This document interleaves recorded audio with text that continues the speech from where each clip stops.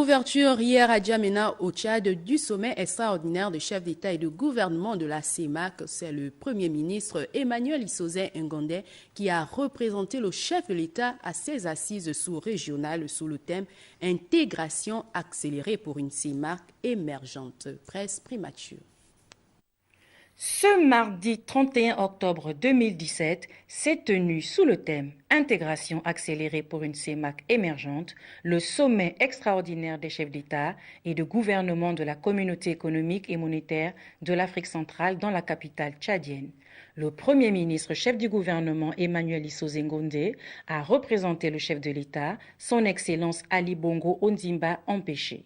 C'est donc en présence des chefs d'État Paul Biya, Théodore Obiangema Bazogo, Faustin Touadéra et du Premier ministre du Congo, Clément Mwamba, que le président en exercice de la CEMAC, son Excellence Idriss Déby Itno, a présidé les travaux.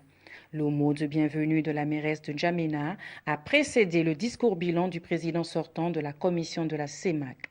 Prenant la parole en guise d'allocution d'ouverture, le président Idriss Déby Itno s'est réjoui de l'effectivité de la libre circulation des personnes et des biens dans la zone CEMAC.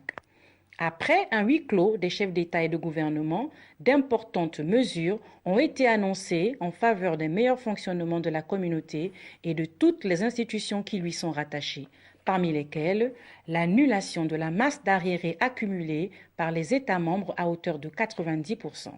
En vue d'accompagner la mesure relative à la libre circulation, l'autorisation a été donnée à la BDAC de prélever sur les ressources du Fonds de développement de la communauté le montant de 1,7 milliard de francs pour le paiement du reliquat dû à Interpol au titre de la sécurisation des frontières de la CEMAC.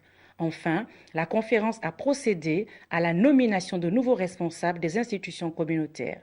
Le professeur Daniel Ounaoundo a été nommé à la tête de la commission de la CEMAC.